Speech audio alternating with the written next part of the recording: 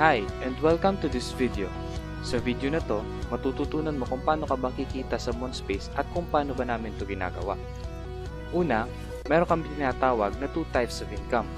Ito ay ang passive income at ang active income. Pag-usapan natin ang passive income. Sa passive income, pwede kang kumita dito na kahit hindi ka nagre-recruit at hindi ka nagbebenta. Pero ang tanong ay, paano ba ito ginagawa? Bago ang lahat, let's go way back from the evolution of money. Paano ba nagsimula ang pera?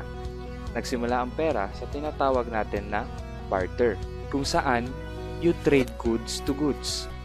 Before, pwede ka makapag-trade ng kambing sa palay.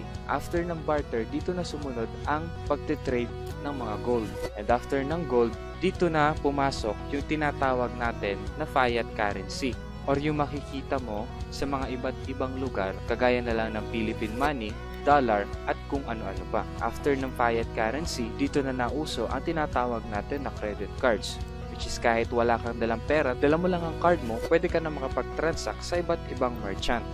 Ngayon naman, nandito na tayo sa tinatawag na digital age. Dito na din nagsilabasan ang mga tinatawag na digital currencies. For now, napakarami na ng mga accepted digital currencies at kasama na dito ang digital currency ng Monspace na tinatawag na MS Coin. Ngayon, gawin nating example ang Bitcoin. Ang Bitcoin ay ang pinakaunang digital currency that was accepted by the world at ng iba't ibang bangko worldwide. And as of 2016, meron na itong 100 million users and still counting. Ang tanong naman dito ay, paano ba tayo kikita sa mga digital currencies or cryptocurrencies na tinatawag? Isa ditong halimbawa, si Koch. Si Koch ay nakapili ng 5,000 Bitcoins in 2009 na nagkakahalaga lang ng $27. And accidentally, nakalimutan na niya yung Bitcoin na nabili niya.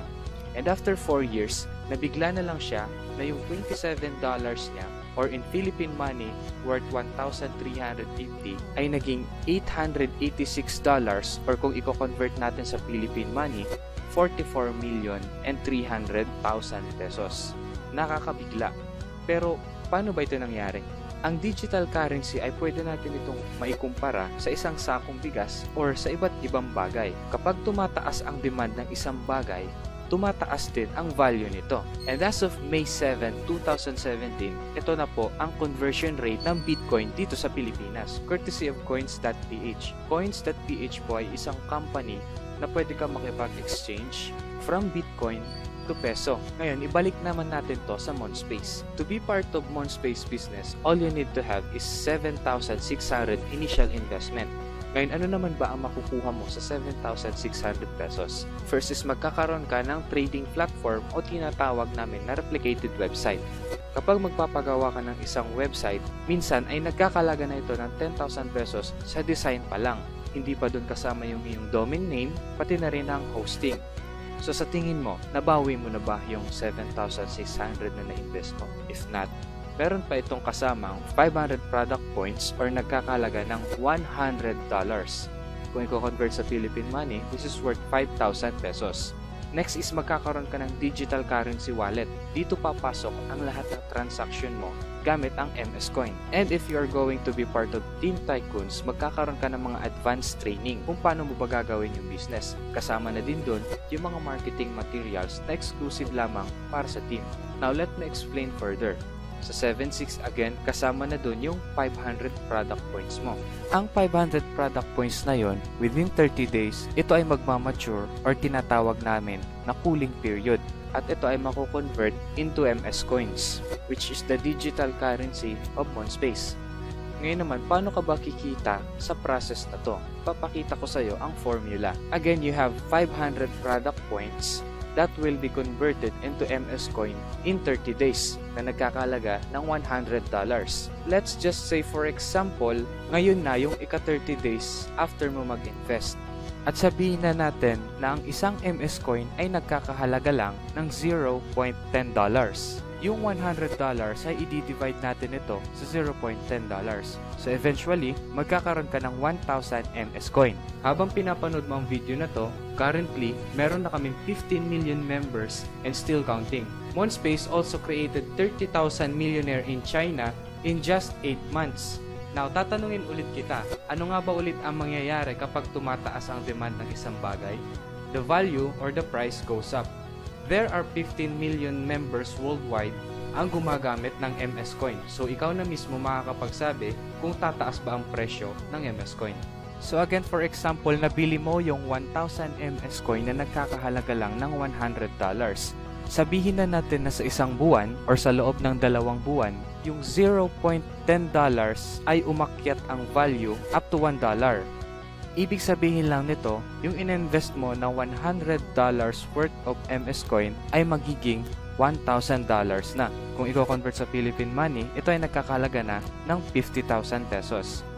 Kung halimbawa naman na yung dating $0.10 ay umakyat ng $10, ibig sabihin lang ay yung $100 mo ay magiging $10,000 or 500,000 pesos.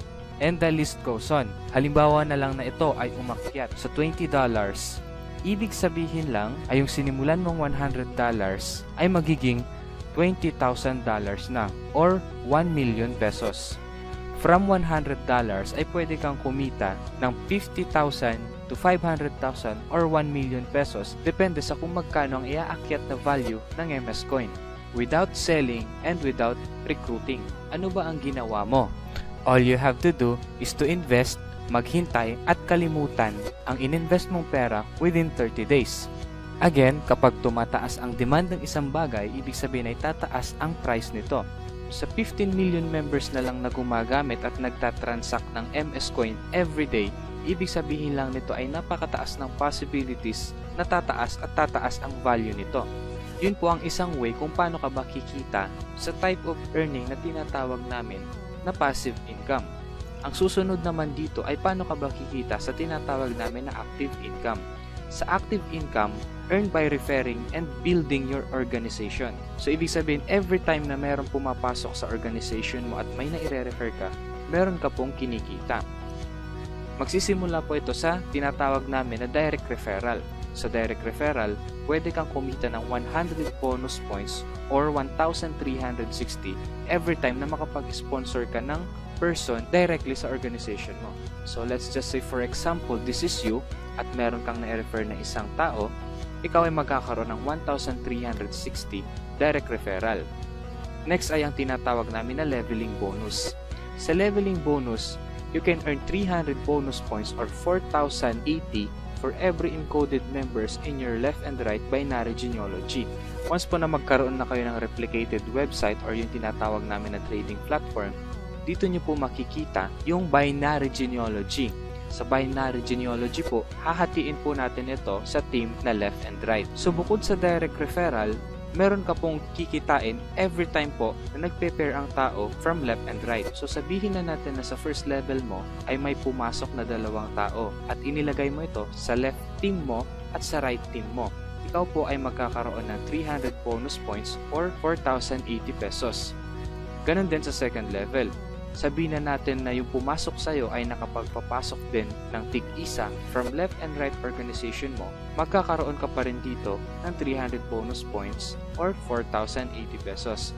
And the list goes on. Up to 5th level, meron kang kikitain na 300 bonus points or 4,080 pesos. Sumunod naman po dito ay ang tinatawag namin na pairing bonus. Sa pairing bonus naman, ito ay magsisimula sa 6th level mo downward sa iyong binary genealogy. You will get 50 bonus points every time na magkakaroon ng pair from your left and right organization or 680 pesos. So sabihin na natin na sa left mo ay meron pumasok na isang tao at sa right ay meron din pumasok na isang tao. From the 6th level, magkakaroon ka ng 50 bonus points every time na nagkakaroon ng pairing. So, pwede kang kumita dito ng 680 pesos. Sabihin naman natin na sa 7th level, yung dalawa ay nagkaroon din ng tig-dala-dalawa. 50 bonus points times 2 is equals to 100 bonus points, which is equivalent to 1,360. Ganon din po sa 8th level. 50 bonus points times 4 is equals to 200 bonus points, which is equivalent to 2,720. And up to infinity na po yan. You can earn unlimited 680 kapag na-build mo na po ang iyong organization. And every day, meron po tayong 10 pairs na maximum. total of 500 bonus points or 6,800 pesos. Ngayon naman, baka iniisip mo kung paano mo ba gagawin ang business na to. Kung ikaw ay wala pang experience sa ganitong business at kung ikaw man ay hirap sa pagmamarket sa iyong current company or kung ikaw naman ay isang frustrated marketer, don't worry because you will be joining the fastest growing team in the Philippines, which is the Team Tycoons. Kapag pumasok ka sa Team Tycoons, magkakaroon ka ng iba't ibang trainings na exclusive lamang para sa team. Ituturo namin sa iyo ang mga best strategy na ginagamit namin dito kung paano ba kami kumikita at kung paano namin ginagawa yung business. Magkakaroon ka din ng mga ready-made marketing materials na pwede mong gamitin para makapagsimula ka na sa business mo. At bukod sa mga materials, magkakaroon ka rin ng high quality support from the Team Tycoons. Dito mo din makikita yung unique teamwork na hindi mo makikita sa ibang team. Sa Team Tycoons, handa kaming tulungan ka para ma-boost ang iyong business. Ngayon, after mo naman mapanood ang video na to, dalawa lang naman ang pwede mong gawin. First ay wag mong i-grab ang opportunity na to. Kasi pagdating ng araw, manghihinayang ka dahil hindi lumago ang pera mo. Dahil wala ka naman talagang ininvest, hindi ka nag-take ng risk. Posibleng maubos ang savings mo at pag nawalan ka ng trabaho, maghahanap ka na naman ng panibagong opportunity. Sasayang ang oras mo habang kami tuloy-tuloy ang paglago ng aming digital coins at i-harvest na lang pagdating ng araw. Ang pangalawang option mo naman ay i-grab mo itong opportunity na ito at sumabay sa amin, and in the future, may bibigay mo ang financial freedom at quality time sa family mo. Just remember this, kung ano man ang problema mo ngayon at wala kang ginagawang bago, asahan mo, wala ka ding makukuhang pagbabago. Decide and take action today and join the fastest growing team in the Philippines, the Team Tycoons.